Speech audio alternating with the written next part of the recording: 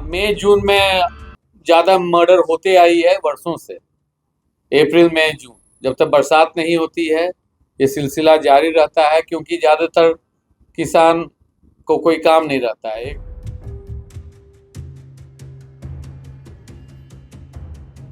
क्या राजधानी पटना वाकई में क्राइम कैपिटल बन गया है? ये सवाल इसलिए क्योंकि बीते 15 दिन में एक के बाद एक कई बड़ी हत्या की घटना बिहार में हुई है और इन हत्या की घटना के बाद ये साफ प्रतीत हो रहा है कि बिहार में कानून व्यवस्था पूरी तरह से ध्वस्त है। पुलिस प्रशासन के नाक के नीचे अपराधी आपराधिक घटनाओं को अंजाम दे रहे हैं।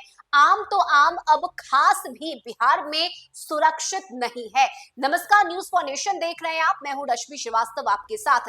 बिहार में लगातार हो रही हत्या की घटना के बाद सनसनी फैल गई है। लोग डरे सहमे हुए हैं। नीतीश सरकार पर, कानून व्यवस्था पर सवाल उठाए जा रहे हैं और पुलिस प्रशासन पर आरोप लगाए जा रहे हैं विपक्ष की तरफ से। लेकिन इस सब के बीच बीते 15 दिन की अगर हम बात करें तो कई high profile murder case Bihar में हुए हैं। हालांकि पुलिस इन हत्या की घटनाओं की गुत्थी सुलझाने में जुटी हुई है, लेकिन बड़ा सवाल ये कि आखिर इतनी हत्या की घटना बिहार में क्यों हो रही है? आखिर क्यों बिहार में अपराधी बेखौफ होकर आपराधिक घटनाओं को अंजाम दे रहे हैं? क्या वाकई में बिहार में खाकी का भय खत्म हो चुका है? ऐसे में देखिए, बीते 15 दिन की अगर हम बात करें तो कई ऐसे बड़े कारोबारी हैं जिनकी हत्या हुई है। गोपाल खेमका जैसे बड़े व्यवसायी की हत्या हुई, तो वहीं संदिग्ध हालत में एक निजी बैंक मैनेजर की भी मौत हुई है। सिर्फ जुलाई की बात करें तो कोई भी ऐसा दिन नहीं गुजर रहा है जिस दिन हत्या नहीं हो रही। यहाँ तक कि अपराधियों का मनोबल इतना बढ़ गया है कि सबसे पॉश इलाके बेली रोड के पारस अस्पताल के रूम नंबर 209 में घुसकर अपराधियों ने ताबड़तोड़ गोलियां चलाई और एक शख्स की हत्या की जिसका नाम चंदन मिश्रा है, जो कि कुख्यात अपराधी है। ऐसे में 4 जुलाई की रात के करीब 11 बजे बिहार के बड़े व्यवसायी गोपाल खेमका की हत्या उनके आवास के पास कर दी जाती है। यह वह जगह है जहां से गांधी मैदान थाना की दूरी महज 250 मीटर की है। वहीं उनके आवास के आसपास एसएसपी और पटना एसपी का आवास भी है।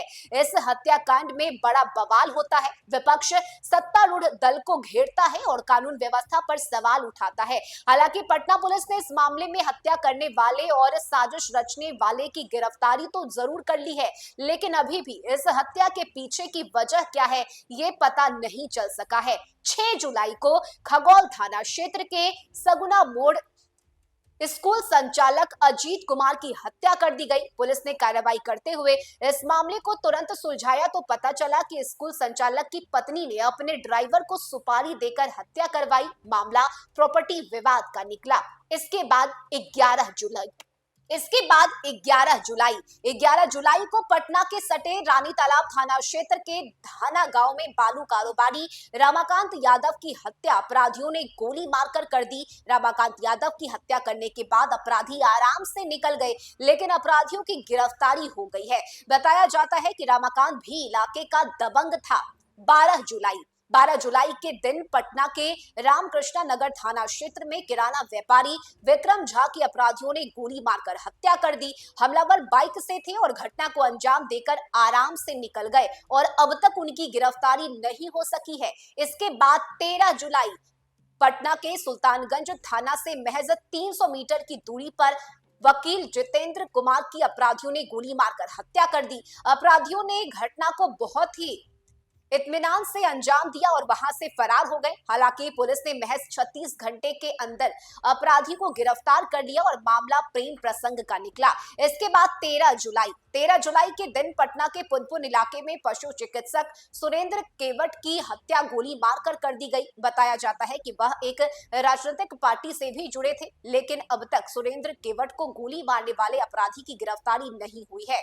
इसके बाद 16 जुलाई जिस दिन पटना में एक सनसनीखेज खबर सामने आई। एक निजी बैंक के मैनेजर अभिषेक वरुण की मौत संदिग्ध अवस्था में हुई। उनका डेड बॉडी एक सूखे कुएं में मिला। हालांकि पुलिस अभी तक इस मामले की तह तक नहीं पहुंच सकी है कि आखिर अभिषेक वरुण कंकड़बाग से बेउड़ कैसे पहुंचे और उनकी मौत कुएं में गिरकर कैसे हुई। इसके बाद 17 जुलाई जब पहले सुबह पटना के सबसे पॉश इलाके बेली रोड में पारस हॉस्पिटल के रूम नंबर 209 में 5 अपराधी जाते हैं और एक शख्स की हत्या कर देते हैं। सभी अपराधी इत्मीनान से वारदात को अंजाम देते हुए पारस अस्पताल से निकल जाते हैं और पुलिस के हाथ में कुछ भी नहीं आता। हालांकि जिस शख्स की हत्या हुई है वह भी शाहबाद इलाके में कुख्यात अपराधी था। जेल से पैरोल पर अपने इलाज के लिए निकला था। और देखिए, इन मामलों को लेकर एडीजी मुख्यालय कुंदन कृष्णन ने कहा कि मई, जून और जुलाई में सबसे ज्यादा आपराधिक घटनाएं होती है। उन्होंने इसके पीछे का तर्क दिया कि इन महीनों में बरसात का मौसम होता है और ऐसे में किसान बेरोजगार होते हैं, इसलिए यह आपराधिक घटनाएं होती है। ये वारदातें तब हो रही है जब कुछ ही महीने में बिहार में विधानसभा का चुनाव होना है और इस बयान से विपक्ष खासा नाराज है, तो वही इस बयान को बेतुका भी बताया जा रहा है। लेकिन बड़ा सवाल ये कि बिहार में आपराधिक घटनाओं को रोकने के बजाय पुलिस की तरफ से इस तरह के बयान क्यों दिए जा रहे हैं। पिछले 15 दिन की पूरी रिपोर्ट हमने आपको बताई कि राजधानी पटना में कैसे और कहां कितनी घटनाएं हुई है। कुछ मामलों में गिरफ्तारी जरूर हुई है, लेकिन कई ऐसे मामले अभी भी हैं जो सुलझ नहीं सके हैं। पुलिस हत्या की गुत्थी सुलझाने में जुटी हुई है, लेकिन अब सवाल है बिहार में बिगड़ते कानून व्यवस्था पर, वो भी ऐसे समय में जब बिहार में विधानसभा का चुनाव होना है और उससे पहले ये हत्या की घटना होना नीतीश सरकार पर एक सवाले निशान खड़ा कर रहा है। इस खबर में अभी के लिए बस इतना ही। न्यूज़ फॉर नेशन पर खबरों का सिलसिला जारी रहेगा। नमस्कार।